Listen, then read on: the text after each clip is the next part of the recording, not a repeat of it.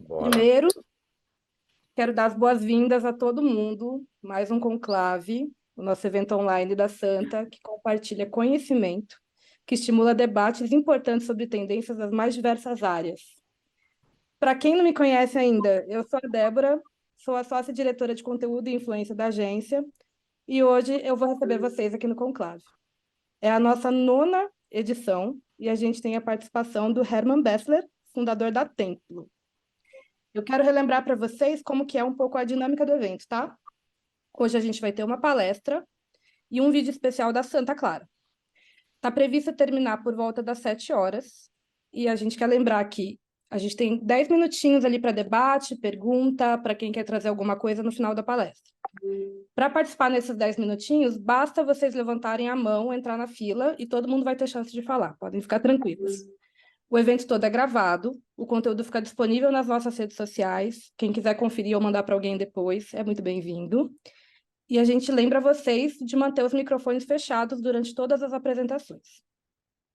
Então, vou começar aqui apresentando o Herman. Ele é um especialista em transformação de negócios, está desde 2011 no ecossistema de inovação no Brasil. E em 2020, ele cofundou, junto à Unicamp, o Instituto Brasileiro de Ciência de Dados. Hoje, ele é CEO do Grupo Templo e advisor de várias empresas. Ele vai falar hoje com a gente sobre inteligência artificial na prática, produtividade e criatividade. Bem-vindo, Herman. Você já deve estar com acesso para compartilhar a apresentação se você quiser. Opa, beleza. Deixa eu tirar dúvidas aqui antes de começar. Eu não posso pedir interações de microfone da galera? Tem que ser de microfone fechado, todo mundo? Pode sim. Pode pedir, sim. Pode pedir. Ah, O convidado tá. fica à vontade aqui com a gente. É só um controle inicial nosso, assim, padrão, mas nada. Pra mais não pra gente vazar ouvir um barulho choro, de... celular. É isso que eu ia mas- falar. Cachorro Eu ia falar barulho de descarga, mas você foi mais gentil do que eu.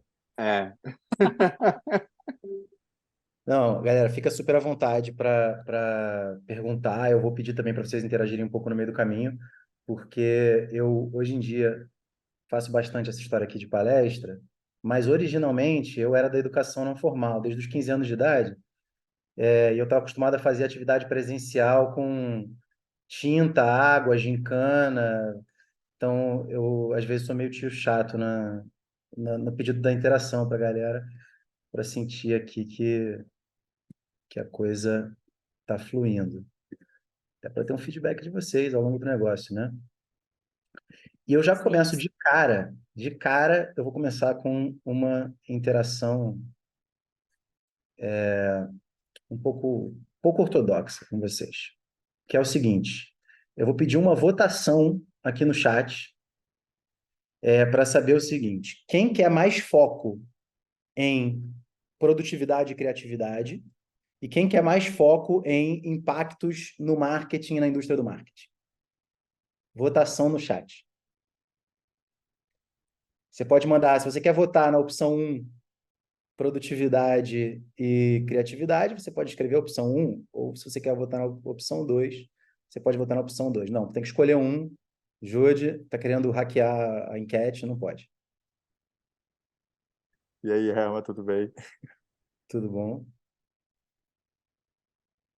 Vou dar aqui mais 1 minuto de votações. Um está ganhando de longe. Todo mundo quer saber de produtividade e criatividade. Ninguém quer saber de marketing.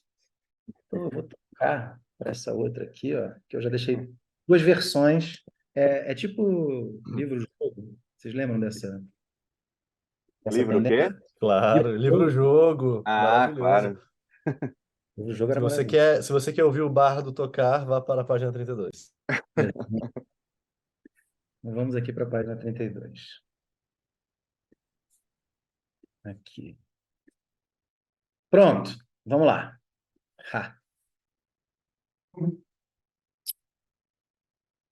Todo mundo escuta? Todo mundo vê? Sim. Áudio. Sim. Áudio. Sim. Sim. Show. Muito obrigado.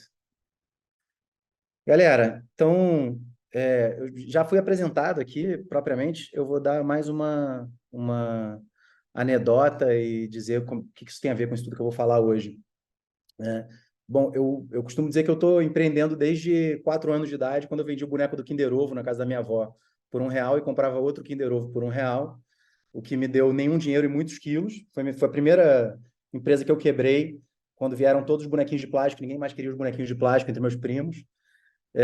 Mas a partir dos 15 anos eu comecei a empreender de verdade e abri uma série de empresas. Tive desde produtora de música ao vivo até imobiliária de compra e venda de hotel, passando por os primeiros espaços de coworking no Brasil, já com o Templo. Cofundei o Templo em 2011 e depois disso o Templo se tornou o Grupo Templo, que além do Templo Coworking fundou o Journey, com esse braço de inovação global, com as imersões Vale do Silício Inovação, Nova Tendência, China Black Box, cofundou o BIOS, como contaram aí, o Instituto Brasileiro de Ciência de Dados lá na Unicamp, a Malha, que foi um hub de futuro do varejo que a gente fez com algumas grandes marcas do ecossistema de moda e varejo e com muitas pequenas marcas sustentáveis.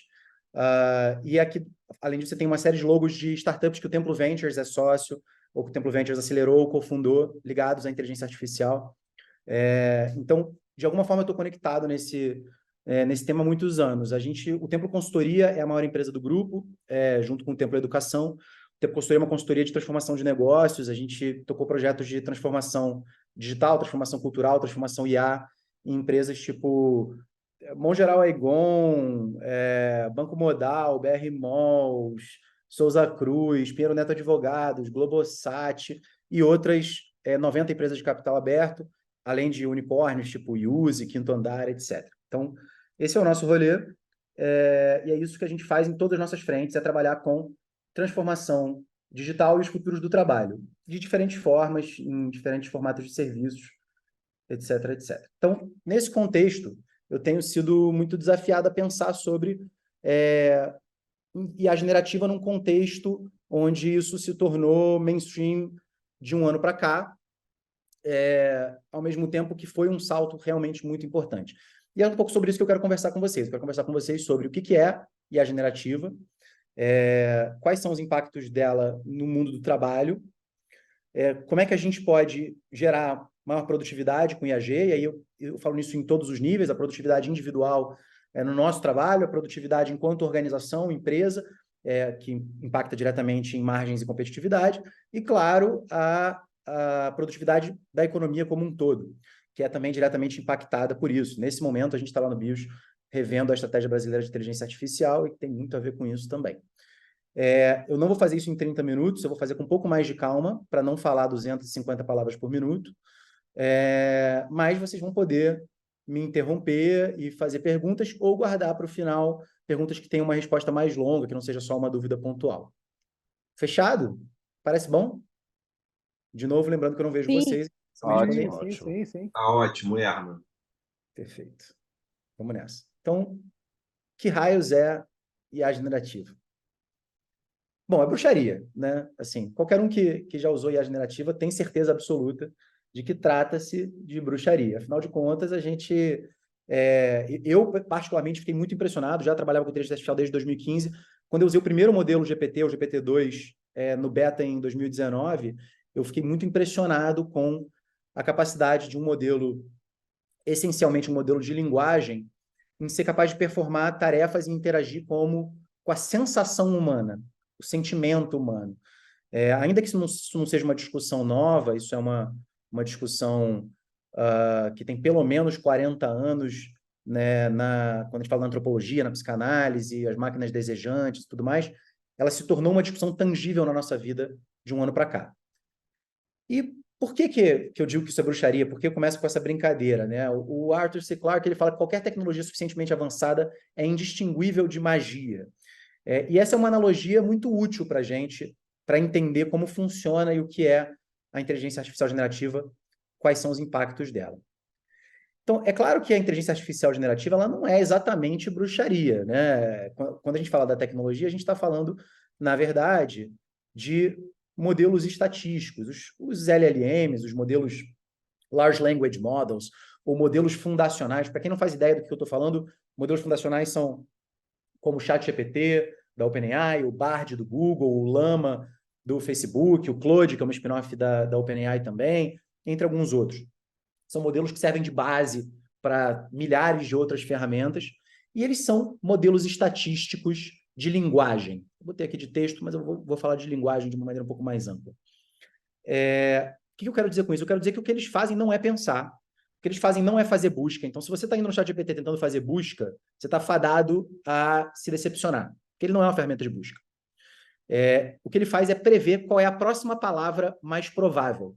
Então, você imagina que ele tem um multiverso de documentos, ou seja, imagine uma série de universos onde todos os documentos que você poderia querer criar, todo o conteúdo que você poderia querer criar em termos de linguagem, existe.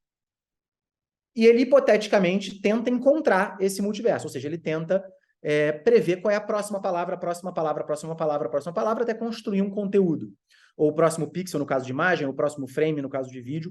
Então, ele é um modelo estatístico. E ao entender que ele é um modelo estatístico, isso muda tudo na forma como a gente se relaciona com ele, na forma como a gente entende para quais casos de uso ele é realmente útil, na forma como a gente pensa em usar ele no nosso dia a dia, profissional ou pessoal. E se a gente se manter um pouquinho aqui nessa analogia de que IA generativa é bruxaria, então os prompts eles são feitiços, né? Eles são coleções de palavras que conjuram efeitos impossíveis, mas só se você seguir regras complexas e bizarras. Então, o que isso quer dizer? Quer dizer que existem formas de perguntar que geram melhores resultados. Significa que existem estruturas de prompts, estruturas de comandos, estruturas de perguntas que determinam o resultado que a gente vai receber. E isso tem um motivo. Prompting é uma técnica subtrativa.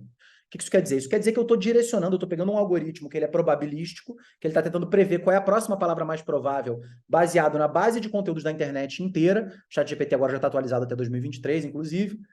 E ele vai diminuir a quantidade de informação da base que ele precisa olhar para prever a próxima palavra. Então, se o meu prompt fala, haja como um produtor de conteúdo para marketing digital, ele só vai olhar na base dele documentos que estão relacionados com esse tema. Eu estou diminuindo o universo de base de inteligência dele e, com isso, eu estou direcionando as probabilidades da minha resposta. Eu estou criando vieses propositais.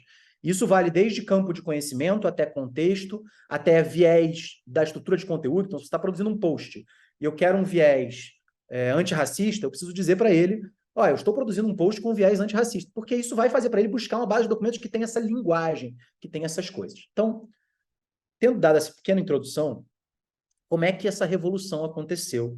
Como é que a gente chegou até aqui para a gente entender efetivamente o que isso significa, por que isso é tão importante? Em 2017, a inteligência artificial, que é uma ciência que tem pelo menos, que tem no limite 80 anos, mas pelo menos 50 anos, desde a parte de processamento de sinais, a ciência de dados como um todo, ela ganhou a aquisição da linguagem. O que isso quer dizer? Isso quer dizer que se a gente passou os últimos 30 anos tentando aprender a falar a língua da máquina, a máquina, nos últimos 6 anos, aprendeu a falar a nossa língua. E isso significa que todas as pessoas que não sabem programar passaram a poder conversar com a máquina e construir os seus usos de inteligência artificial. A grande revolução que está ligada ao ChatGPT, ao Midjourney, ao Firefly, ao Timely, ao Pika Labs, às mais de 3.000 ferramentas disponíveis hoje no mercado de inteligência artificial generativa, ela parte dessa única premissa, que é a máquina passou a compreender linguagem. O que quer dizer compreender linguagem? Quer dizer entender que texto é linguagem, que imagem é linguagem, que vídeo é linguagem, que programação é linguagem. E ao entender isso, a gente tem um momento que é equivalente ao que a gente viveu na transição da pré-história para a história enquanto humanidade. A gente divide a pré-história da história baseado na invenção da linguagem, da escrita, especialmente. E essa linguagem, da escrita e da linguagem falada também, primeiro falada, depois escrita. Essa divisão, ela permitiu para os seres humanos transmitir conhecimento, se coordenar em grupos maiores, realizar tarefas que pareciam impossíveis, tipo caçar um mamute, coisas do gênero. A mesma coisa acontece com a máquina hoje. Ao destravar esse portal da linguagem, a máquina, com esses modelos fundacionais, por meio desses large language models, esses grandes modelos de linguagem, ela passa, então, a conseguir realizar tarefas, estruturas de coordenação entre conhecimentos que antes eram impossíveis. Porque, no final do dia, a gente está sempre aprisionado pela linguagem que a gente usa. A linguagem que a gente usa é o nosso limite.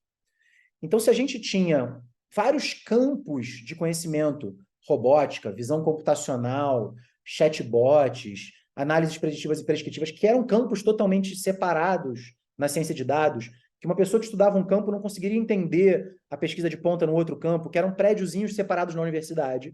Agora eles conseguem dialogar, e isso faz o aprendizado desses algoritmos ficar exponencialmente mais rápido. Eu odeio falar exponencialmente, parece que é sempre bullshit quando a gente fala exponencialmente. Mas nesse caso é exponencialmente literalmente, porque é uma multiplicação em cima de uma multiplicação composta. Então, a gente está falando aqui de uma evolução que se tornou milhares de vezes mais rápida em poucos anos. E é isso que tem surpreendido a gente enquanto sociedade, enquanto profissionais, e, claro, dentro do universo do marketing e da publicidade não é diferente. Quais os impactos disso, então, no universo do trabalho, né? no mundo das empresas e do trabalho? Bom, primeiro de tudo, isso determina toda uma série de novas habilidades que a gente precisa para lidar com a utilidade dessas ferramentas. Porque uma vez que elas são ferramentas que causam aumentos de produtividade e qualidade desproporcionais a outras tecnologias emergentes que a gente viu nos últimos 20 anos, a gente não tem a opção de não ter as habilidades se a gente quer continuar sendo competitivo. E se a gente quer continuar crescendo, se a gente quer aproveitar o melhor disso. O mesmo aconteceu com a disseminação da internet ou dos smartphones, né? Isso não é uma coisa única na história, mas é uma coisa que acontece a cada 20 anos, né? Então, lá em 2003, começaram os primeiros smartphones, lá no início, final dos anos 80, começou a internet comercial no mundo, e hoje a gente tem essa revolução da IA generativa, começando em 2017 e se acelerando com o lançamento do ChatGPT para o público em novembro de 2022. E o que é esse skill set? O que são essas habilidades que a gente precisa? Elas não são só habilidades técnicas, não é sobre ser capaz de criar algoritmos de inteligência artificial, não é sobre necessariamente ter um conhecimento profundo de análise de dados, ainda que todas essas coisas sejam muito úteis, não é sobre saber programar. É sobre saber fazer a melhor pergunta, é sobre análise crítica, é sobre repertório para ter onde perguntar, é sobre ser capaz de ter habilidades organizacionais de adaptação para transformar processos, para testar de forma rápida e barata novos processos e novas ferramentas, e ser capaz de, com criatividade e colaboração, determinar qual deve ser o uso dessas ferramentas no seu dia a dia e no dia a dia da sua equipe, coordenando, então, a performance que isso pode gerar a partir daí. Então, a gente começa por engenharia de prompts, análise crítica e curadoria. Um pouco do resumo de tudo isso que eu acabei de falar. Depois disso vem essa análise dos casos de uso. Ou seja, o que eu deveria começar? Porque você não vai pegar tudo que você faz e saber qual é a ferramenta ideal e como utilizar ela para resolver e automatizar aquele processo. Nem tudo vale a pena automatizar, né? Então, como é que eu determino quais casos de uso eu vou priorizar? Como é que eu escolho onde eu vou focar? Primeiro, como é que eu priorizo? Bom, essencialmente medindo o impacto daquilo na sua vida do negócio versus o esforço e o custo, claro. Mas como na prática eu estimo o impacto que aquilo vai ter nas coisas? Bom, a gente vem fazendo isso nas consultorias do Templo, né, dentro de grandes empresas e nos cursos em empresas de todos os tamanhos, e a gente vem descobrindo quais tipos de casos de uso têm o maior impacto mais rápido pelo menor custo. E eu posso dizer que a ordem é essa aqui. Primeiro, marketing e vendas são os casos de uso, e aí dentro de marketing e vendas a gente está falando desde segmentação, estratégia, atendimento, análise de dados, produção de conteúdo, produção de imagem, produção de vídeo. Bom, posso fazer depois uma lista aqui para vocês bem mais longa, a gente vai ter um tempo juntos numa jornada para fazer isso. Depois vem back-office, especialmente quando a gente está falando de tarefas administrativas, financeiras e de RH. Depois vem operações e logística e, por fim, tecnologia. Por que, por fim, tecnologia? Porque os profissionais de tecnologia, eles já têm uma série de processos funcionais de automação no dia a dia deles. Então, o ganho que eles têm com isso é proporcionalmente menor do que essas outras áreas. Né? Finalmente, vem aquela parte que é mais complexa. Né? A gente começou lá pelo skill set, depois a gente falou dos casos de uso, e aí vem como é que eu encaixo a inteligência artificial generativa na minha estrutura de estratégia de planejamento, na minha estrutura de desenvolvimento de criatividade da equipe e de inovação, que é a criatividade que gera valor, e como é que eu uso isso para aumentar minha produtividade e rentabilidade. E é disso que a gente vai falar no próximo capítulo. Não perca agora com vocês. Até aqui, tá fazendo sentido isso que eu tô falando? Tá totalmente nebuloso e fora da realidade? Tá conectando com o que vocês pensam sobre o assunto? Alguém quer falar, não entendi nada? Alguém quer falar, fiquei com dúvida nesse ponto aqui? Fiquem à vontade, gente. Sintam que vocês estão numa sala Não, tem muita entre... coisa, tem muita novidade, sim, mas até agora tá super dando para acompanhar. Tranquilo. É super esclarecedor também, cara. Sim, super didático. Bom, que bom. Alguém tem alguma dúvida, comentário, questão? Não? Então vamos nessa. Bom, como é que a gente faz para gerar produtividade com inteligência artificial generativa? A gente no Templo, a nossa metodologia olha para isso por 3 lentes. Uma lente que a gente chama de débitos organizacionais, uma lente de automação e processos e uma lente de business design. O que seriam débitos organizacionais, né? Vocês estão familiarizados com a ideia de débito técnico? Pode levantar. Não. Não. Eu também não. Tá. Também não. Débito técnico, um conceito um pouco mais conhecido, é assim: quando você está desenvolvendo um sistema tecnológico qualquer, um software ou um hardware, você toma decisões de caminhos que você vai desenvolver. Não existe um único caminho para desenvolver uma solução, né? Então você toma uma decisão: eu quero desenvolver isso aqui muito rápido. Beleza, você vai deixar um monte de buraco no meio do caminho. Eu quero desenvolver isso aqui muito barato. Você vai deixar um monte de buraco no meio do caminho. Eu quero desenvolver isso em cima de um sistema legado que já está operando na minha empresa há 30 anos. Beleza, vai ficar um monte de buraco no caminho. Esse monte de buraco no caminho é o débito técnico. Certo? Então, são atalhos que a gente toma para ganhar velocidade ou custo ou aproveitar coisas existentes e que geram ineficiências, geram custos adicionais, geram lentidão, geram quebra de sistemas. E a mesma coisa vale dentro de qualquer organização, seja ela uma empresa, seja ela um governo, seja ela uma instituição de ensino, uma ONG, etc. Esses débitos organizacionais, eles estão presentes em cargos que já não fazem mais sentido nenhum, mas ainda existem. Burocracias que foram criadas como uma regra para uma exceção, uma coisa que aconteceu uma vez, a gente cria uma regra que todo mundo vai demorar mais 20 minutos para fazer aquela tarefa todo dia, porque teve uma exceção uma vez. Isso é um débito organizacional. O negócio está deixando a gente com custo de consenso mais caro, está deixando a gente mais lento, está deixando a gente menos capaz de inovar. Reuniões improdutivas e desnecessárias é um clássico, a famosa reunião que poderia ter sido um e-mail, a reunião que podia ter 2 pessoas, mas tem 25. E eu sei, pela nossa experiência com agências, como consultoria e em cursos, que as agências tendem a ter reuniões com um monte de gente, especialmente se for com clientes, e ocupar uma quantidade de horas enormes com isso.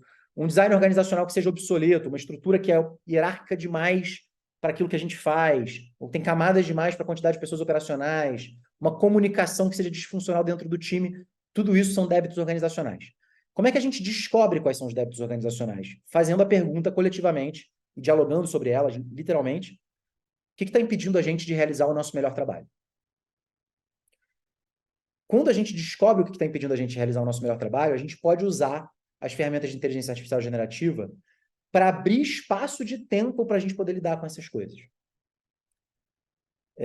Claro que tem várias soluções para os débitos organizacionais que não passam por inteligência artificial nem por tecnologia digital nenhuma, que são tecnologias sociais, mas a gente deixa esse assunto para um outro dia. Em segundo lugar, a gente tem a lente de automação e processos, né, que está ligado a redesenhar processos críticos, gerar automação no-code, ou seja, automação usando ferramentas prontas de mercado sem precisar desenvolver código, automação low-code, integrando ferramentas existentes, usando IA generativa e integrando as ferramentas que a gente já tem dentro de casa.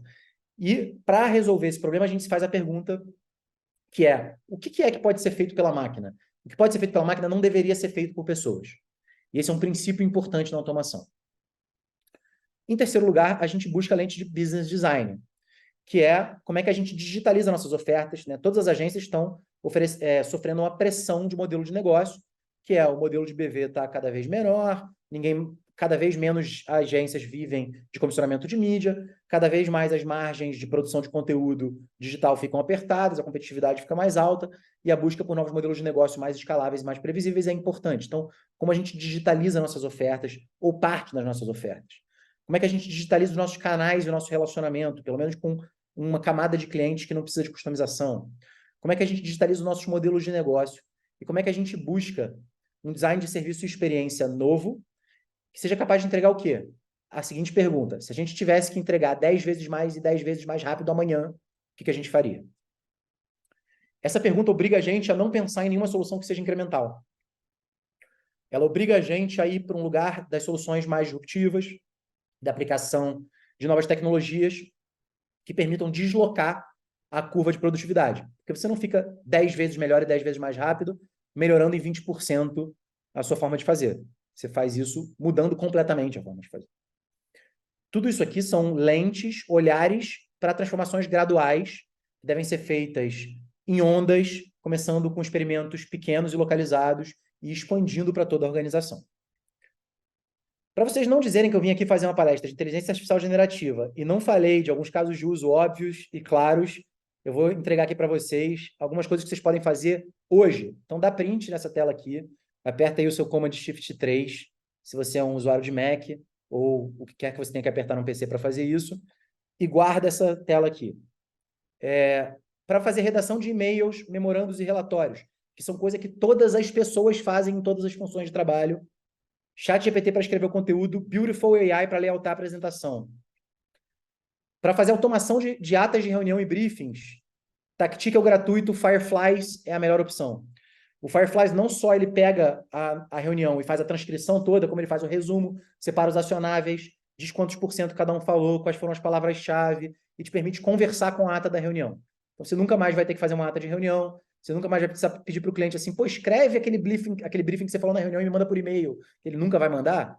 Você pode simplesmente falar, não, eu tenho aqui no resumo da ata de reunião o briefing, porque eu já te fiz as perguntas na reunião, e agora eu vou pegar essa ata de reunião, eu vou jogar aqui no ChatGPT, e ele vai cuspir o briefing detalhado para o time.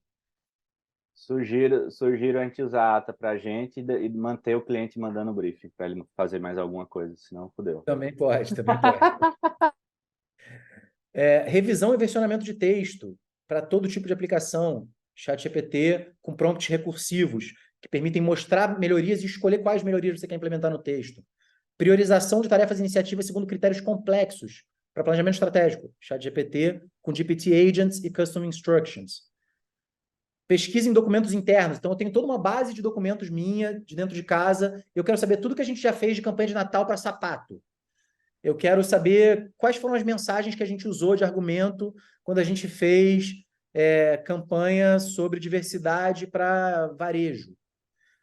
Você pode usar o Ask PDF, você pode usar também os agents e fazer um agent customizado só seu. Eu hoje, no final dessa fala aqui, vou mostrar um agent que eu fiz só para mostrar aqui para vocês. Hoje um pouco mais cedo. Você precisa analisar grandes volumes de informação para dados, relatórios de BI, pesquisa, Numerous AI se for planilha, Google AutoML se o volume for maior do que cabe numa planilha. E para apresentações de todos os tipos, a concepção e o roteiro no ChatGPT, as imagens Midjourney ou DALL-E, ou Stable Diffusion, e layout no Beautiful AI. Então, eu falei um pouquinho aqui do Fireflies, essa é a telinha da reunião, uma vez que você faz a reunião, essa é a telinha que ele te mostra. Aqui é para vocês verem um pouco de como é que é a dinâmica de fazer uma revisão de texto usando o ChatGPT, porque as pessoas muitas vezes tentam usar a ferramenta e falam, pô, a ferramenta não me entrega o que eu preciso. Depende de como você pergunta. Então, aqui eu joguei para ela um texto do blog do Tempo que eu escrevi e falei, olha, faz para mim aqui umas opções de revisão e me diz como é que eu posso melhorar. Ele lista para mim aqui essas 10 melhorias e ele fala a natureza da melhoria. Ele pergunta quais melhorias você gostaria de implementar. E aí eu escolho efetivamente aqui, na sequência, eu falo, eu quero implementar a melhoria 10, 9, 5, 3, 1. Aí ele reescreve melhorando esses pontos e me entrega um outro resultado. É claro que isso vale para versionamento de post, de blog post ou de post de rede social, versionamento de e-mail marketing, desdobramento de key message, construção de grid, uma porrada de coisa. Né? Ô, Herman, licença, rapidão. Uma dúvida só, coisa simples. Pensando no ChatGPT e não no Midjourney, por exemplo, ainda existe alguma diferença do uso em português ou inglês? Ou está equalizado isso? A gente pode ficar usando o português e ainda são resultados similares, ou a busca em inglês ainda é mais ampla? Existe uma diferença no sentido de que ele precisa de mais processamento para traduzir documentos que estão originalmente em inglês, e isso faz com que ele acesse menos essas bases. Isso significa que você vai ter um resultado pior em português? Não. Isso significa que se você estiver falando de um tema onde existe muito mais conteúdo em inglês do que em português, você vai ter uma performance melhor em inglês. Boa, tá? boa. Saquei. O ChatGPT ainda está pelo menos um ano na frente do Bard e do Llama nesse sentido, tá? Legal. Pô. Alguém mais que levantou? Deixa eu Obrigado. só fazer uma pergunta também que eu fiz aqui no chat, mas essa versão gratuita do ChatGPT, ele permite também tanta coisa, assim, porque eu Não. navego de vez em quando, ele é bem. Ele vai até a página 2. Aí depois, as outras coisas incríveis você tem que pagar. Sim, e vale a pena, mas muito a pena, tá? Eles estão vendendo com preço Tá. que dá prejuízo porque eles querem muita gente. Por que vale a pena? Bom, eu não estou aqui para fazer propaganda da OpenAI também, né? Mas mudou muito a minha forma de trabalhar, e eu explico por quê. O GPT-4 só está disponível na versão paga. O GPT-4 é estrategicamente muito melhor do que o GPT 3.5. Então, com menos habilidade de prompting, você consegue resultados muito melhores. Esse é o primeiro ponto. Segundo ponto, o Playground com as opções avançadas, onde você pode ajustar as probabilidades, colocar um limite de tamanho de texto, só tem no pago. Custom Instructions, para manter consistência de tom de voz de marca, só tem no pago. GPT Agents, para criar robozinhos que automatizam tarefas, só tem no pago. Plugins, que são tipo os apps, o equivalente da App Store, só tem no pago. Então, efetivamente, você tem muitas vantagens do pago. O Enterprise, que é a versão de empresa, ainda tem outras vantagens do tipo, eles não podem usar seu dado para treinamento no Enterprise, então você tem maior sigilo, ele tem um seguro para propriedade intelectual no Enterprise, então se você for processado, eles bancam o seguro. Tem outras vantagens para empresas. Mas mesmo o gratuito faz muita coisa, tá? Mas, claro, muito mais limitado. Mais alguém perguntas aqui nessa primeira parte? Vamos em frente. Oportunidade de curto prazo, então, recapitulando, ganho de produtividade individual em 38%, segundo a McKinsey, automação de processos e ganhos de escala até 50%, novos processos, novos modelos de negócio que surgem a partir da criação dessas ferramentas e um aumento de ROI dos modelos atuais. É importante lembrar que tudo vai mudar muito nos próximos 6 meses e a gente não sabe como. Por quê? O Google foi a 9ª plataforma de busca, não foi a primeira. A gente esquece disso. Hoje em dia você fala assim, lembra aí das 8 que vieram antes do Google? Ah, não lembra. Não tem como. Porque o mercado é muito dinâmico. E agora é mais dinâmico do que era há 20 anos atrás.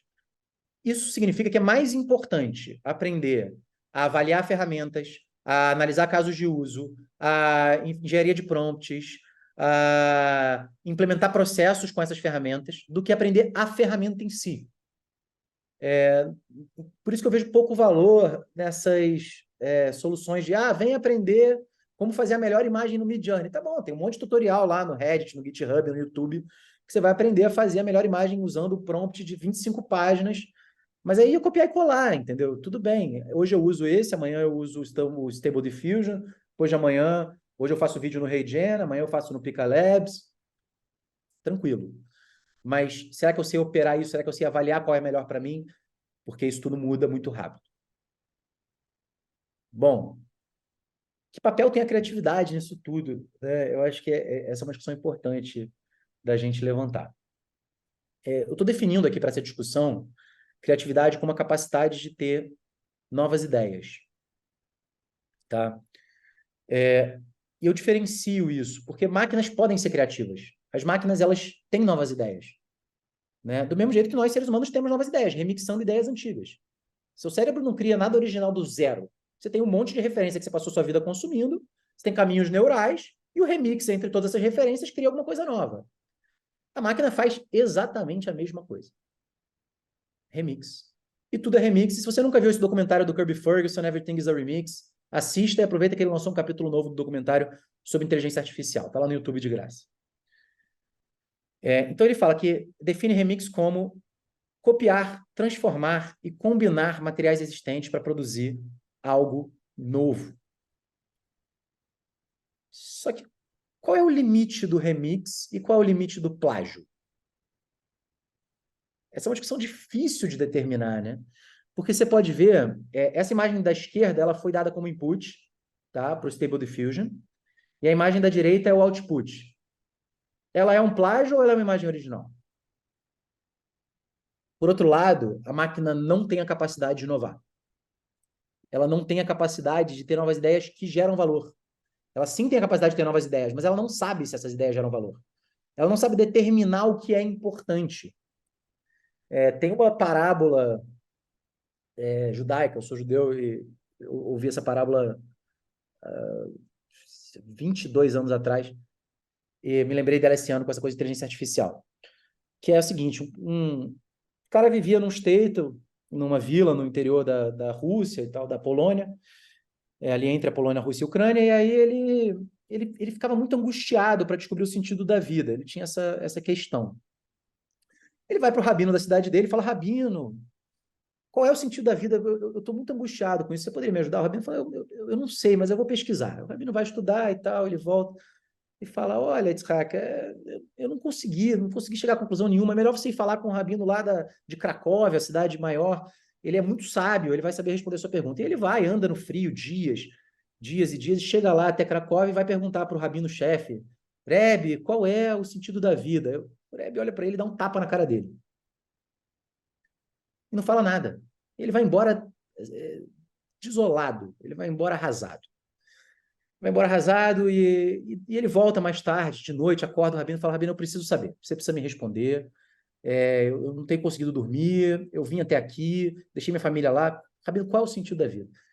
E o Rebbe responde para ele, meu filho, por que você trocaria uma ótima pergunta por uma resposta? Essa habilidade de fazer boas perguntas é talvez o principal diferencial do trabalho humano para o trabalho da máquina. Saber o que gera valor, o que a gente deveria estar perguntando, por que a gente deveria estar usando, quando a gente deveria estar usando, por que a gente deveria estar usando, e como é que a gente analisa de forma crítica depois que ela responde para a gente, num diálogo constante entre o ser humano e a máquina, talvez seja o grande diferencial humano que a máquina não consegue atingir. Então, inovação é um skill essencialmente humano, não tem jeito. Mas até onde a inovação pode potencializar o trabalho humano? Até onde a máquina pode potencializar a inovação humana dentro do mesmo trabalho? Porque eu costumo dizer que um profissional medíocre usando a inteligência artificial generativa produz o trabalho de 3 profissionais medíocres, mas ele nunca produz o trabalho de um profissional excepcional. E um profissional excepcional usando inteligência artificial generativa produz o trabalho de 3 profissionais excepcionais. Então, ela não substitui a sua capacidade de enxergar as necessidades e trabalhar com isso. E aqui eu fiz um pouco um exercício, que foi o seguinte, se eu tivesse que criar um negócio do zero, usando o ChatGPT, como é que eu potencializaria a velocidade de criação desse negócio? Então, eu fiz aqui um prompt recursivo que fala para ele me perguntar, né, qual é o tópico que eu vou fazer para o brainstorm, me pedir 3 perguntas adicionais e, a partir das minhas respostas, gerar 20 ideias, avaliar as ideias, priorizar segundo impacto e esforço, selecionar as 5 melhores, botar uma tabela, me perguntar quais as 2 melhores e, a partir da minha escolha, refinar isso num processo iterativo. Tá? Vamos fazer isso em velocidade um pouquinho mais alta que isso aqui, para vocês não ficarem vendo isso infinitamente. Ele perguntou, qual é o tópico para o brainstorm? Eu falei, ideias de modelos de negócio para startups B2B inovadoras no Rio de Janeiro em 2024. Briefing amplo, né? Quais os principais setores ou indústria que você gostaria de focar no Rio de Janeiro? Alguma tendência tecnológica? Qual o principal desafio ou barreira das startups de modelo B2B? Eu botei saúde, educação, óleo e gás, porque são os setores que movimentam proporcionalmente a maior parte do PIB do estado do Rio de Janeiro. Disse que ele precisa necessariamente usar inteligência artificial generativa e canais de distribuição com máquinas de venda recorrente. Porque, caso vocês não saibam, a máquina de venda é o fator decisivo de sucesso das startups no Brasil, segundo um estudo feito pela Astela com 2.000 startups venture-backed. Tá? Então, ele me dá aqui algumas soluções de saúde muito interessantes, telemedicina, simulação de cirurgias com IA, conteúdo adaptativo em educação, mentoria virtual, boas ideias que eu provavelmente teria listado se eu tivesse feito esse mesmo exercício. Portal de capacitação B2B, marketplace para saúde, integração de vendas, assinatura de medicamento, assinatura de conteúdo educativo, assinatura de manutenção. Aliás, ele não foi muito criativo no modelo de negócio, mas ele me deu um modelo SaaS para o qual pode construir uma máquina e trouxe algumas outras ideias. Aí ele vai selecionar as ideias de maior impacto. Aqui ele está trabalhando, quando aparece essa telinha verde, é porque ele está usando Python, né, para programar a própria necessidade daquilo que ele tem que fazer. Nesse caso aqui, ele está simulando um agente de priorização que classifica cada uma das ideias segundo custo, tempo de implementação, impacto de negócio e potencial de negócio, montando uma estimativa de implementação de orçamento e transformando isso numa tabela. É totalmente sensacional, gente. Eu confesso que esse processo aqui era um processo que normalmente me tomava uma semana para fazer no Templo Ventures com as startups que a gente tem. Qual dessas 10 melhores? A 1 e a 2. Aí ele vai pegar a 1 e a 2, vai pegar características comuns entre essas e vai construir uma lista de novas ideias a partir disso. Enquanto ele está fazendo isso, galera, como é que chega isso para vocês? Como é que vocês se sentem vendo isso? O que vocês estão achando dessa história aqui? Puxaria. Bruxaria. Eu tenho esse sentimento também. Quem mais? Quem mais? Conta aí, galera. Pô, contribuam. Eu tô assim, não tô achando o termo, mas assim, bem extasiada. Porque eu acho que a gente lia muito sobre as pessoas daqui, a inteligência artificial vai acabar com os empregos, etc. Eu acho que não, mas vai modificar muito a forma como a gente trabalha hoje. E esses novos empregos que a gente não conhece ainda que vão ser criados. Então, eu fico bem espantada com o quanto que a gente não sabe e o quanto que a gente ainda tem que aprender. Legal. Eu vou tirar 2 minutos para responder essa tua fala agora, porque por um acaso é o meu tema pessoal de estudo, que é futuros do trabalho e inteligência artificial. Sim, a inteligência artificial vai acabar com muitos empregos, tá? Um volume de empregos nunca antes visto na história da humanidade. E sim, ela vai criar outros empregos. O problema não é a quantidade de empregos que ela vai destruir, nem a quantidade de empregos que ela vai criar. É a velocidade, ponto 1, velocidade com que a gente destrói empregos versus velocidade que leva para capacitar as pessoas para os novos empregos.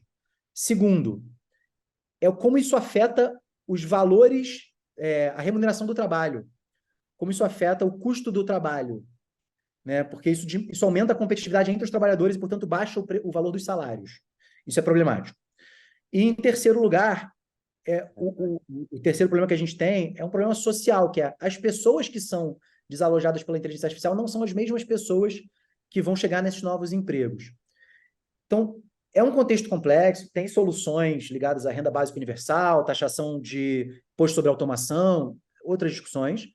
Mas sim, independente disso, todos os trabalhos vão ser afetados por inteligência artificial e ela muda a forma como a gente trabalha, não há dúvida. Né? Então, ela permite que, por exemplo, vocês, como uma organização, cresçam em volume de clientes sem crescer na mesma velocidade de número de pessoas. Ela permite com que o cara que está abrindo a barraquinha de açaí no interior do Pará e nunca poderia pagar uma agência para fazer marketing digital, faça os seus posts no ChatGPT. Ela permite acesso a algo que antes era luxo como algo de massa. E é aquilo que você falou, aquelas planilhas que você ficaria uma semana fazendo, você demora 1 hora. Às vezes eu pego 30 horas de imersão com o cliente, em transcrição de reunião, e peço para ele classificar, montar a planilha e priorizar as dores. E é um trabalho que normalmente uma equipe de 4 pessoas fazia ao longo de 15 dias. Hoje a gente faz em 45 minutos. Temos chat. Meu primo já não consegue mais trabalhar. Bom, eu não sei o que seu primo faz.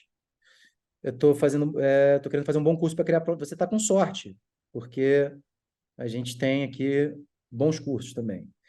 Querendo me estudar e atualizar. Versão paga, legal, acho que eu respondi tudo. Mais comentários, gente, dúvidas, perguntas, vontade de compartilhar sentimentos e sensações. Ok, vamos passar essa bola aqui. O problema não é que a máquina é criativa, nem que ela não é inovadora. O problema é como ela faz isso. Toda discussão sobre originalidade, criatividade, direito autoral é uma questão de como. Porque nenhum artista é totalmente original naquilo que ele faz. Ninguém é totalmente dono no sentido de, claro, é dono do próprio direito autoral, mas não é dono da ideia como um todo, né? Você não pode registrar uma ideia vaga. Então, talvez a gente devesse buscar quais regras permitiriam um uso mais justo da inteligência artificial. Porque se você pega uma inteligência artificial e treina ela em todas as imagens de um único artista, por exemplo, aquele caso do The Next Van Gogh, né, que é um projeto ótimo, você vai lá e dá todas as imagens que o Van Gogh fez na vida e fala, agora cria o próximo Van Gogh. E ela vai lá e cria um negócio que é realmente muito parecido em todos os sentidos. Claro, não é mais original, porque o Van Gogh já fez. Mas eu posso copiar o estilo de um artista. E isso sim é plágio, mesmo que seja com inteligência artificial. Agora, será que eu posso pegar centenas de milhões de imagens no banco de dados e treinar um algoritmo para desenvolver imagens a partir de novos comandos? Eu já não acho que isso seja plágio. Essa é uma discussão importante. Todo mundo deveria poder, ainda assim, se eu sou um artista e eu não quero que meu trabalho seja usado para treinamento, eu deveria poder botar uma marca d'água que impede ele de ser usado para treinamento. E tem muita gente trabalhando nesse problema hoje, tá? Isso me parece errado quando é feito individualmente, mas não coletivamente. Eu acabei falando disso aqui um pouco antes, né, sobre desemprego estrutural. Eu acho que é algo que a gente precisa lidar enquanto sociedade, mais do que enquanto indivíduos. Agora, tudo isso não é parte de um processo natural também de destruição criativa, assim, sim, eu acredito na regulação, sim, a gente precisa de regulação. A gente já não regulou as redes sociais, que foram o nosso primeiro grande contato com a inteligência artificial, e olha no que deu, né? Qual foi o nível de impacto na sociedade de fake news, impacto em eleições no mundo inteiro, etc, etc. Mas, independente da regulação, a gente precisa abraçar a destruição criativa schumpeteriana, no sentido de que é inevitável, né? Se a gente tentar parar o desenvolvimento tecnológico, a gente só vai conseguir fazer ele ser tocado de forma proibida e descontrolada. Mas essa regulamentação, ela nunca vai ter a mesma velocidade, né? Então, para mim é quase que impossível isso que você está falando. Mais ou menos, a gente tem bons casos. Por exemplo, falando de tecnologia e regulação que resolveram, tá? Energia atômica. A regulação aconteceu, teve uma catástrofe, que foi Hiroshima e Nagasaki, uma tragédia, e aí, a partir disso, o mundo se organizou, montou a ONU, criou o Conselho de Energia Nuclear e tal, e hoje você tem 8 países que têm energia nuclear, ou 12, e que não usam isso para fins bélicos. E essa regulação deu certo. Do mesmo jeito, clonagem de humanos, é um negócio que a gente Não, tem mas que... eu não estou falando que não dá certo, ela pode dar certo, só estou falando que ela não tem a mesma agilidade em Não, evolução do que tem a tecnologia, entendeu? por natureza. Por natureza, ela nunca tem, porque a regulação ela precisa de um estofo da discussão da sociedade para acontecer.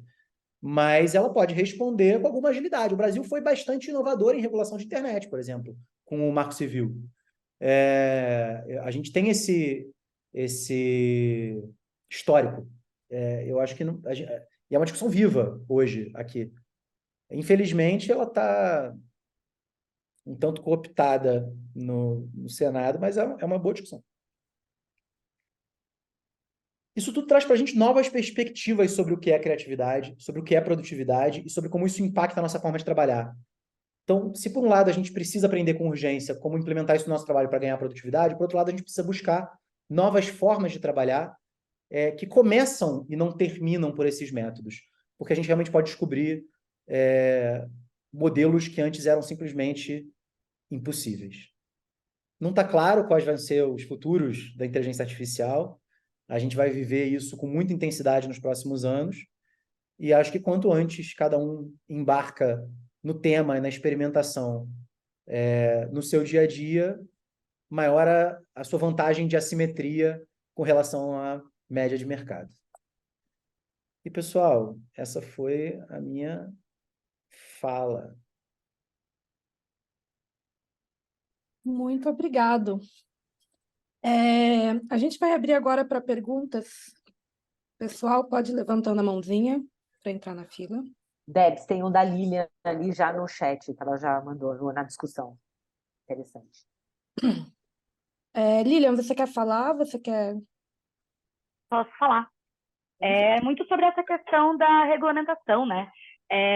Eu lembro de um caso bem recente que teve um livro, eu não lembro se era um livro infantil, mas que ganhou um prêmio numa grande competição, competindo, né, com ilustradores pessoa física, mas era um livro ilustrado por IA. Então, até que ponto, né, o pessoal já emendou ali falando dessa regulamentação, mas como que isso é, por exemplo, um trabalho 100% autoral? Porque, né, ele gera, como falou lá no começo, prevê o próximo pixel, prevê o próximo pedacinho, e ele vai construindo aquilo com base em algo que já existe.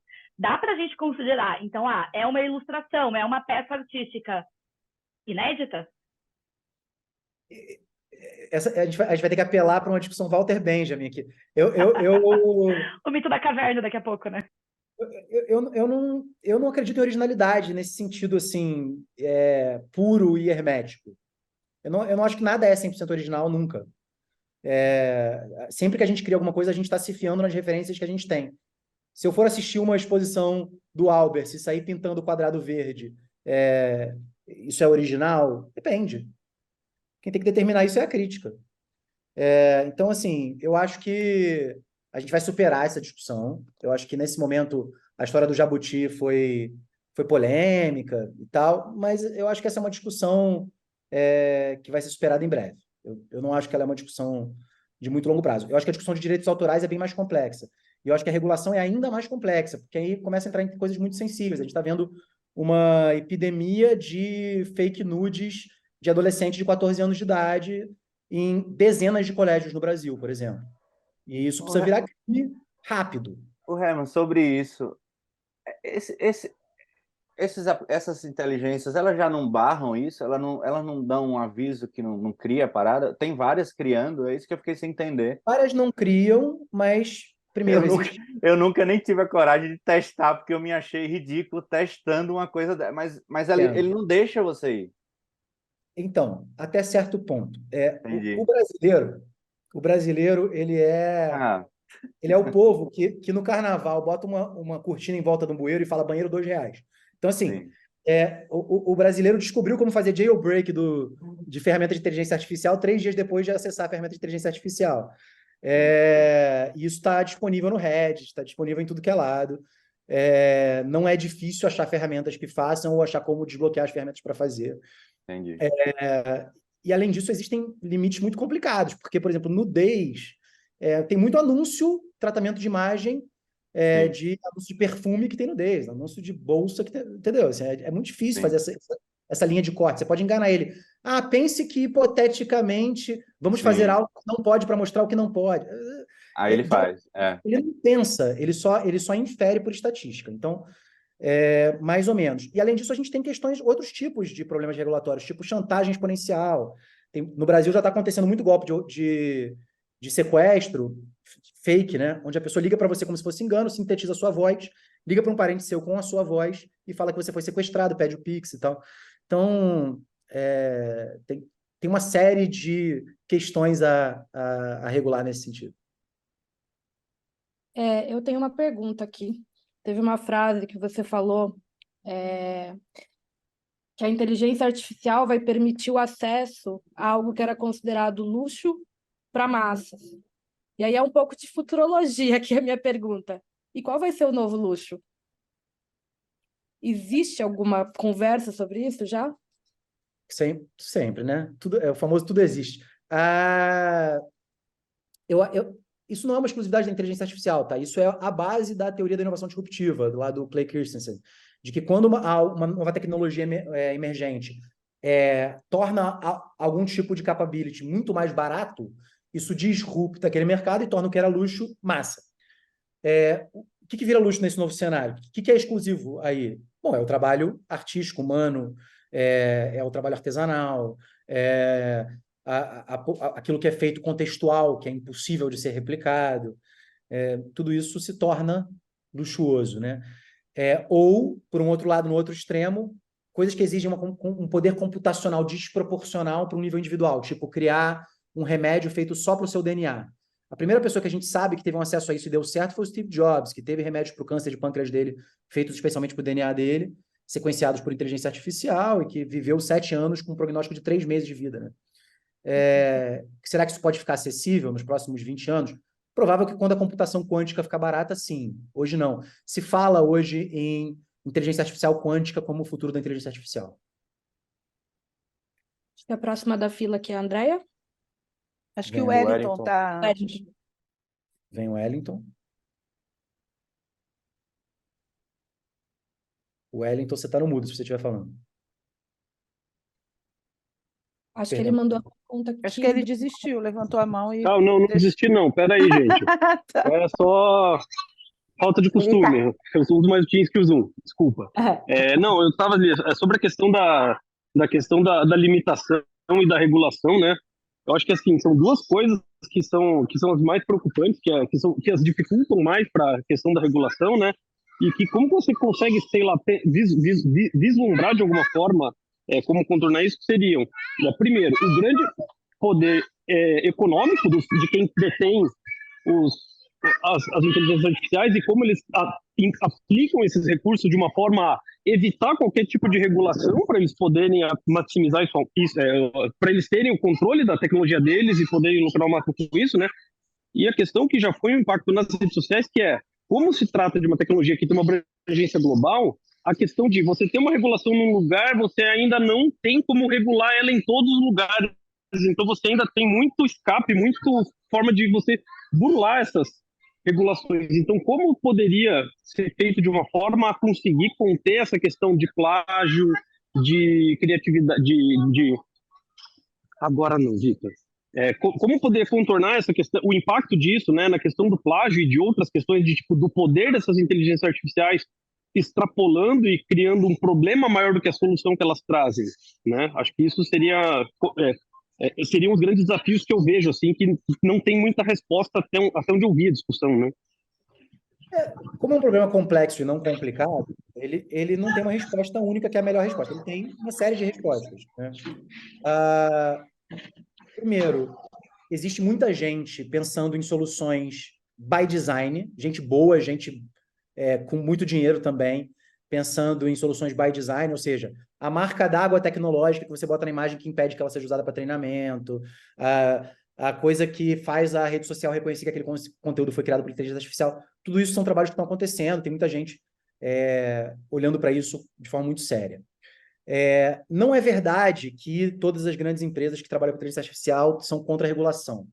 E eu não falo isso porque eu sou a favor de Big Tech, não, muito pelo contrário. Eu acho que as Big Tech são um monopólio, um cartel, no caso, uma série de monopólios em campos diferentes, que precisa ser quebrado. Eu acho que precisa se replicar o Glass-Steagall Act para uma versão Big Tech, 100%.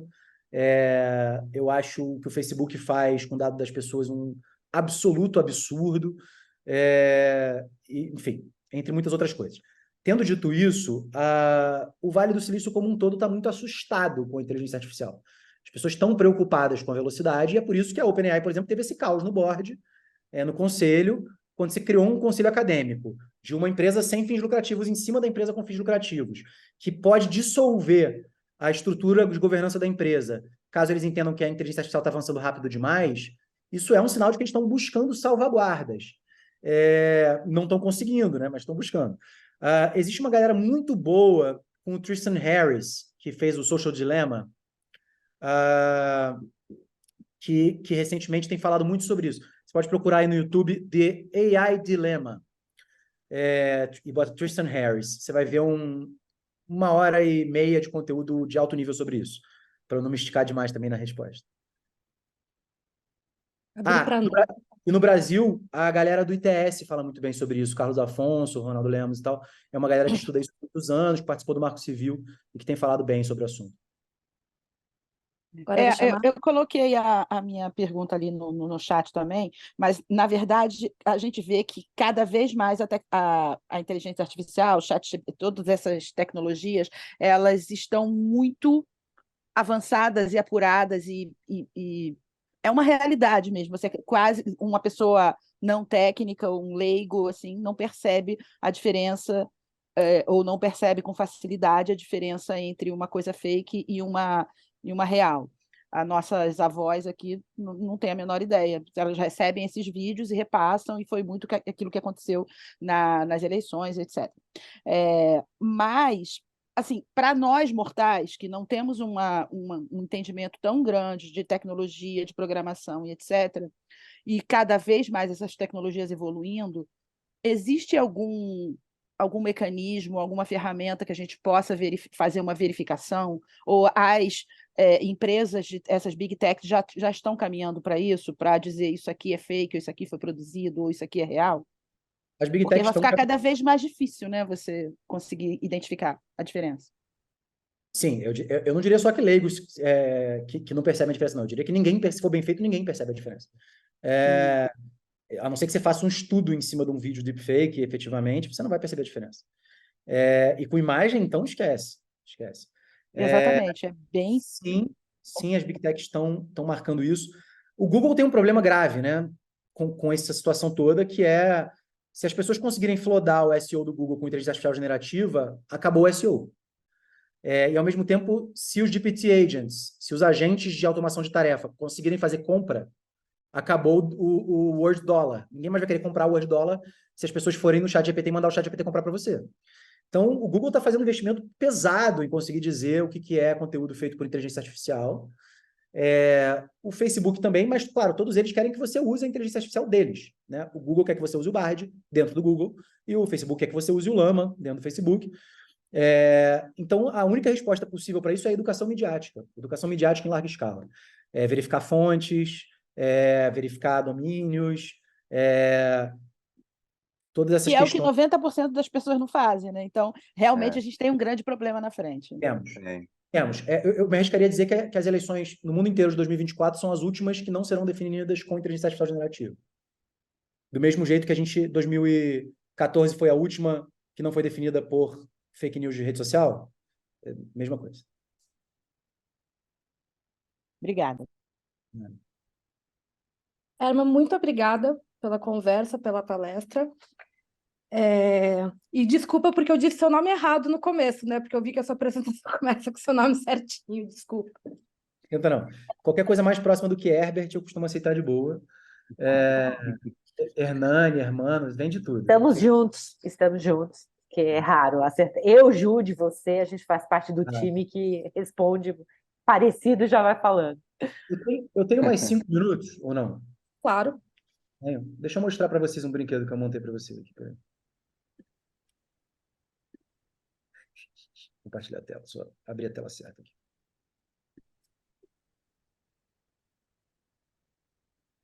O ChatGPT hoje ele está fazendo aniversário, né? Ele está com um chapeuzinho. Mas só pelo jeito que está o meu WhatsApp enquanto você estava falando, você tem mais 5 minutos. Porque as pessoas não param de falar aqui sobre tudo que você falou. Justo. Espera aí. Estão vendo minha tela? Sim. Sim. Olha o chapeuzinho. Muito bom. Aqui na esquerda estão os meus bots. São bots que eu criei. São GPT agents, na verdade. Agentes. Que são tipo aplicativos que você faz dentro do ChatGPT. E aí, eu hoje montei esse brinquedo aqui. Então, digamos que a gente... o que eu fiz com isso aqui? Eu dei para ele como base de dados uma porrada de livros de boas práticas em marketing growth hacking. Eu dei para ele instruções sobre como se comportar. E eu dei para ele a habilidade de realizar tarefas que normalmente seriam feitas por um profissional de marketing. Então, eu posso dizer, por exemplo, vocês me ajudam aqui. Que tipo de tarefa? Vamos criar linhas editoriais? Vamos criar uma grade de post? Vamos criar um post? O que vocês querem fazer? Vamos criar uma estratégia? Um brainstorm de ativação? Escolhe aí alguma coisa. Quem tem uma tarefa aí contratada para resolver? Vai lá, Débora. Mete uma editoria Vamos criar um aí. post. Quem? Uma editoria de sementes de soja. Preciso. Pronto, já resolvi meu problema de amanhã. Vamos botar ele para pensar. Uma linha editorial para uma marca de sementes de soja. Marca de soja. E a linha sementes de soja. Você quer criar uma linha editorial sobre semente? Eu não entendi. Você quer criar várias linhas editoriais para essa marca? Não, uma. Sementes de soja. Mas eu não sei nem o que é isso, gente. Como assim? Semente de soja é o produto? Grãos de soja. Sementes da baixa agropecuária. Semente de soja é o que bota lá para fazer. É uma marca que vende as sementes para você plantar soja. Elas são transgênicas? Elas são... Melhoradas geneticamente. Você pode colocar uma... tá bom. Você pode pôr semente de soja direto ali. Melhoradas geneticamente. Ela deve possuir uma descrição... 3 exemplos de posts. Um para Instagram um para Twitter. Não existe mais Twitter, né? Twitter agora. E um para... Não, YouTube não vai ter texto, né? Bom, tudo bem. E um para TikTok, neste caso, roteiro. Ué, só engoli uma palavrinha lá no início. Hã? Para uma marca de, lá em cima. Aí. E mais uma sua escolha. Me entregue o resultado na forma de uma tabela. Inclua emojis e hashtags, exemplos.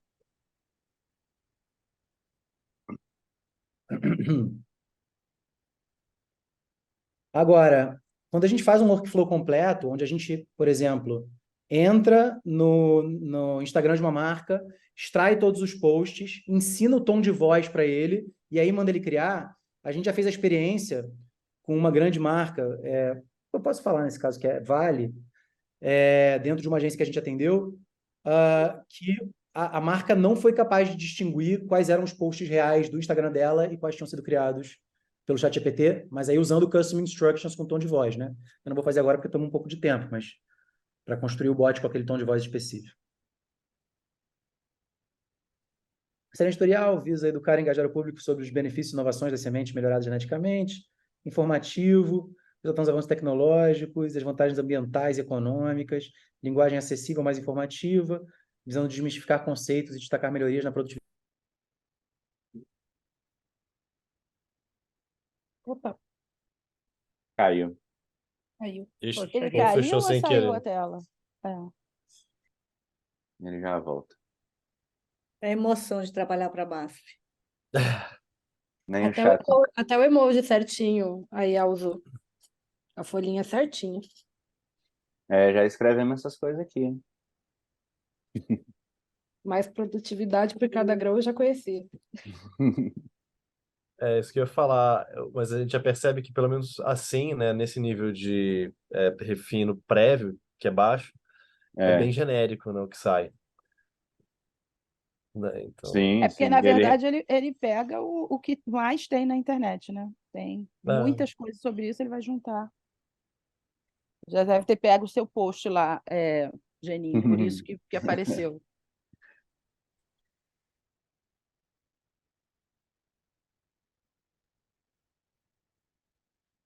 Mas esse negócio tá tenso.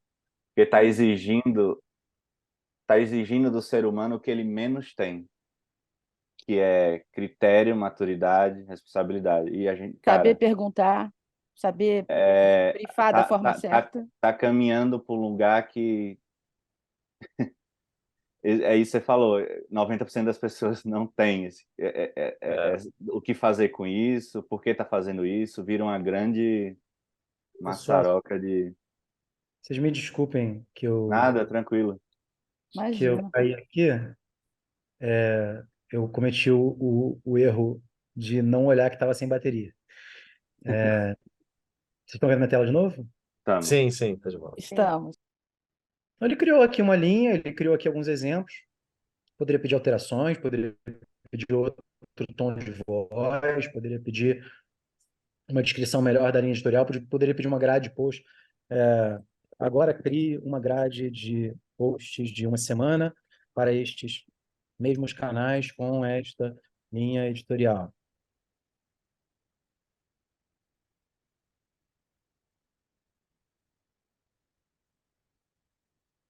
Podia ter pedido resultado em tabela também, que ia ficar mais bonitinho, né? Deixa eu alterar isso aqui. Então, a gente vem aqui na minha pergunta, na forma de uma tabela.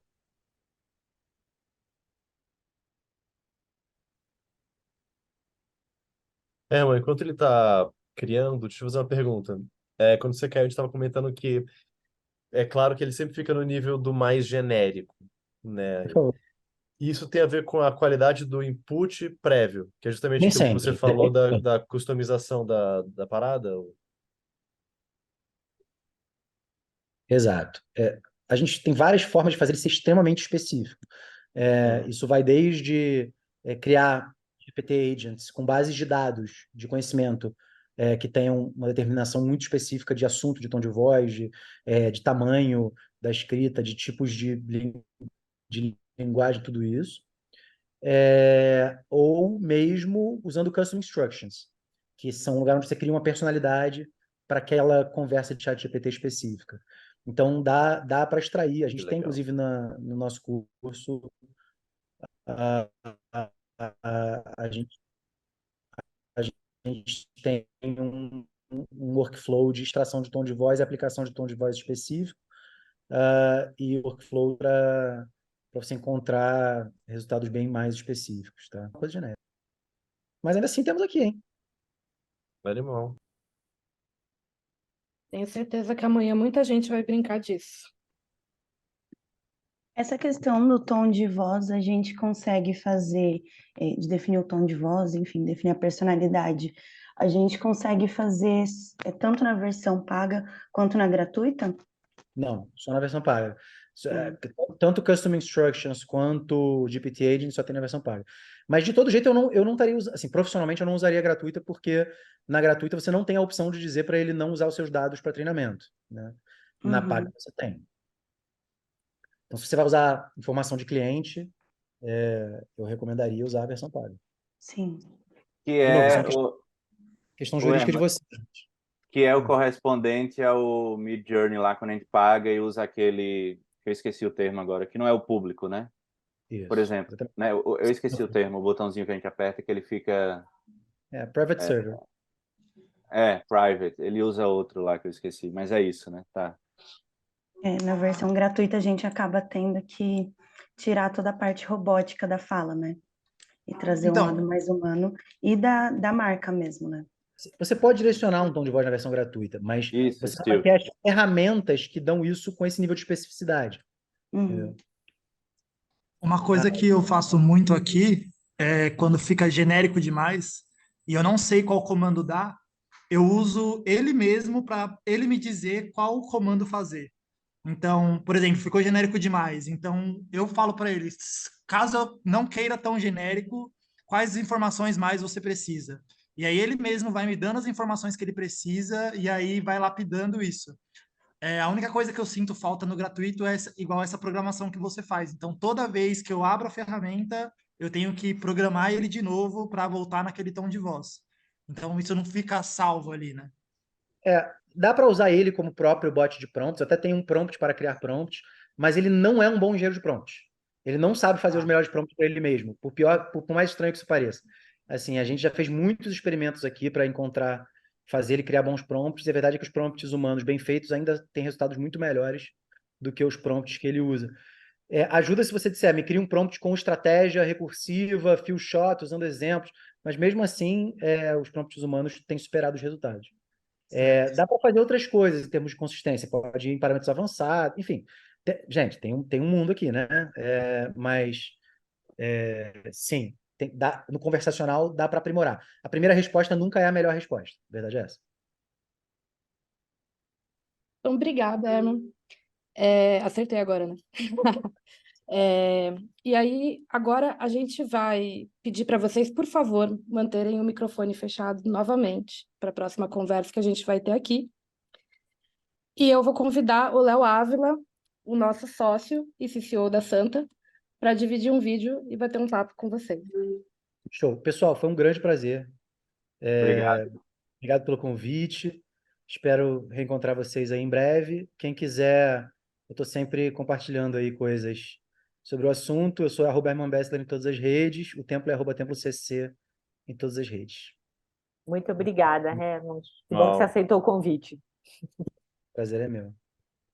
E também vou até quebrar o protocolo aqui. Eu acho que não tem problema a gente falar isso, né? Mas é importante até para os parceiros saberem que o Herman está aqui não por acaso. A gente vai embarcar nessa jornada com eles, e nós vamos ser uma das agências que eles vão prestar consultoria, justamente para a gente conseguir entender como aumentar nossa produtividade e conseguir gastar nosso tempo e nosso cérebro com as coisas em que a gente é de fato mais indispensável, né? Vamos dizer assim. Então, sei lá, o exemplo da ata, caraca, sei lá, client service tem tanta coisa mais interessante, inteligente para fazer para a gente do que ficar escrevendo ata de reunião. Então, é justamente esse tipo de caminho que a gente quer percorrer, né? Como é que a gente consegue aumentar a nossa produtividade, um trabalho cada vez mais inteligente, cada vez melhor, para a gente conseguir tirar né, o melhor de cada um de nós nos nossos trabalhos. Então, bora junto, Herman. Show. Pô, vamos que vamos. E, Pessoal, falei. muito obrigado e até breve. Até. Beijo. E por falar em trabalhos, como diria Vinícius de Moraes, é sobre isso que a gente vai falar aqui. O ano está acabando, né, minha gente? Estamos na beirola de dezembro e daqui a pouquinho já é 2024 e piscou, né? Acabou tudo de novo. Então a gente queria aproveitar essa oportunidade também, né? Que estamos todos reunidos, parceiros, e parceiros, né? Pessoas físicas, pessoas jurídicas. Até o Lucas da House mandou aqui que está também com a gente, clientes, enfim. Pessoas que, né, participam dessa nossa missão que é levar transformação a marcas, negócios, pessoas usando nossa inteligência, nossos produtos, as metodologias da Santa Clara. E a gente sabe que, né, quando a gente olha para trás, olha para 2023, a gente vê que não é fácil, né? Não é fácil esse desafio, né, que a gente se propõe de trabalhar de forma remota, sem poder se encontrar, sem dar um cheiro, sem puxar o braço do coleguinha do lado para tirar uma dúvida. Não é fácil ser parceiro, trabalhando de forma independente, acreditando na sua visão de trabalho, né? Uma forma mais igualitária de trabalho entre quem está fornecendo essa inteligência e quem está comprando. O trabalho em si não é fácil, né? Tem todas as características do que a gente faz, que é tão subjetivo, né? Tão complexo, tanta gente envolvida, com tantas forças puxando para lados diferentes. Mas eu tenho certeza que é essa união de nós que faz tudo isso ser um pouco menos difícil, né? E no fim é o trabalho, né? Quando a gente vê o produto disso tudo, as coisas incríveis que a gente consegue realizar, é o que faz tudo isso valer a pena, né? Então, a gente preparou aqui um riozinho, riozinho é bom, né? Um rápido rio, um clipe de 2023, e é para vocês viajarem nisso, no tempo, no trabalho, verem um apanhado de coisas que a gente fez ao longo desse ano, porque nesses pedacinhos de trabalho que a gente vai mostrar aqui, tem um pedacinho de cada um de vocês, tá? Então, vai ser super gostoso a gente rever isso juntos. Dezembro tá aí, tem muita coisa ainda para a gente fazer, muita coisa para a gente realizar, o ano não acabou. E 2024, como eu falei, tá logo batendo aí a porta e a gente conta com todos vocês, com essas inteligências naturais, a gente juntos contribuindo para fazer esse tipo de trabalho maravilhoso, transformador, inteligente, estratégico, charmoso, crocante, que a gente sempre faz. Tá bom? Então, eu não sei quem tem esse vídeo, eu sei que eu não tô com ele aqui engatilhado. Ah, que maravilhoso. Eu vou ganhar tempo. Não, É a o gente Gustavo. tem. Gustavo tá com ele pronto. Eu nunca duvidei do Gustavo. O Gustavo Hoje eu tive o prazer de estar com um vídeo aqui para compartilhar. Boa tarde aí, todo mundo. Boa noite já, na verdade, né? Boa noite. Boa. Vou botar para rodar aqui. Vou desligar minha câmera para tentar travar menos.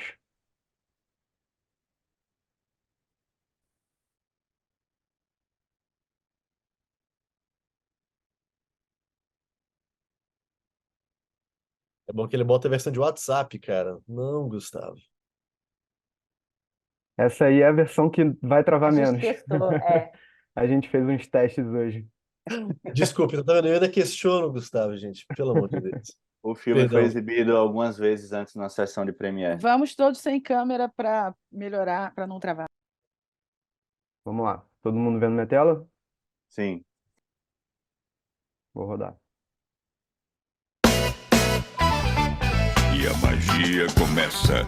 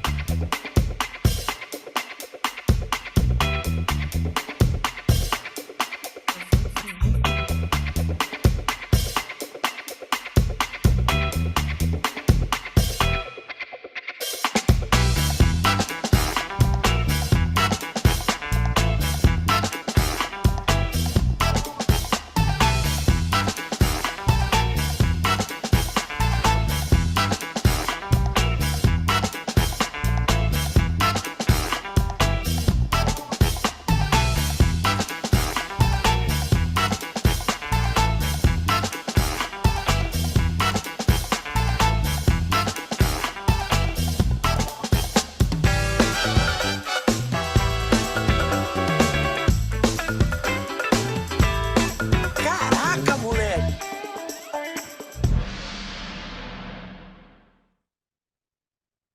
Pessoal, eu ouvi uma vozinha falando aí que tava sem som, mas foi Não, sem... passou perfeito. Ah, tá, Perfeito. beleza. Passou perfeito, então.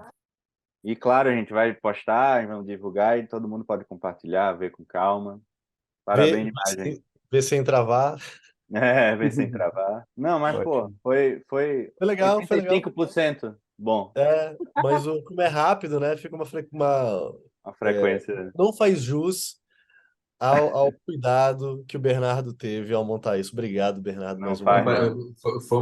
Pareceu linguagem, assim, né? Tipo, é isso mesmo, freneticão, coisa pra caramba pra caber em pouco tempo, né? Um ano bastante agitado. O orçamento era um filme de 30 segundos. O formato era 30, tinha que caber ali dentro, né? Não, um minuto. A Foi mídia não deixou passar. era Só mais caber. especial. Pessoal, esse filme logo vai estar nas nossas redes mesmo, tá? E quando estiver lá é para curtir, compartilhar, postar no Stories, mostrar para a mãe, manda para a avó, faz essas coisas, por favor. Vamos participar das nossas redes.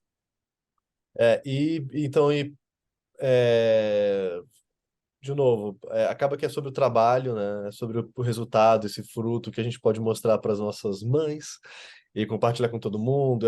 É o orgulho, né? Que você viu que vocês colocaram aqui no chat, né? O que faz valer a pena. E os frutos vêm, né? A gente tem boas notícias para dividir com vocês também até o fim do ano. Ontem a gente teve o maravilhoso prêmio da BMRA, maior mostra de marketing rural e agropecuário do Brasil, quiçá da América Latina. E mais uma vez fomos premiadíssimos com BASF, toda a equipe colheu bons frutos, com trocadilho. Ouros, pratas e bronzes, mais um espantalho de ouro para a estante do Paulo Eugênio. E é legal, né? Como a gente não tem muita cultura de participar de premiação, não faz parte da nossa estratégia mesmo. Quando a gente entra, é legal lembrar do gostosinho que é ganhar. Então, parabéns para vocês. E muito obrigado, mais uma vez, por estarem juntos nessa jornada. Espero que esteja sendo deliciosa para vocês. E se não tiver, podem reclamar com o Jude. Fala logo quem não está aqui. Tô brincando. Mas fala com a gente, estamos juntos sempre para fazer coisas mais maravilhosas ainda no ano que vem, caso não nos encontremos todos desse jeito. Obrigado, seus lindos. Obrigadão, Léo. Para todo mundo que participou hoje do Conclave, muito, muito obrigada. Até amanhã vocês vão receber o linkzinho com as perguntas sobre a participação, como sempre, como os veteranos de Conclave já sabem. E é isso, obrigada. Boa noite e até a próxima, gente. Tchau, pessoal. Boa, gente. Tchau, Gente, obrigada. beijos. Tchau, foi Tchau. ótimo. Gente, obrigado. Tchau, tchau, tchau. Tchau. Tchau, gente. Valeu. Eles estão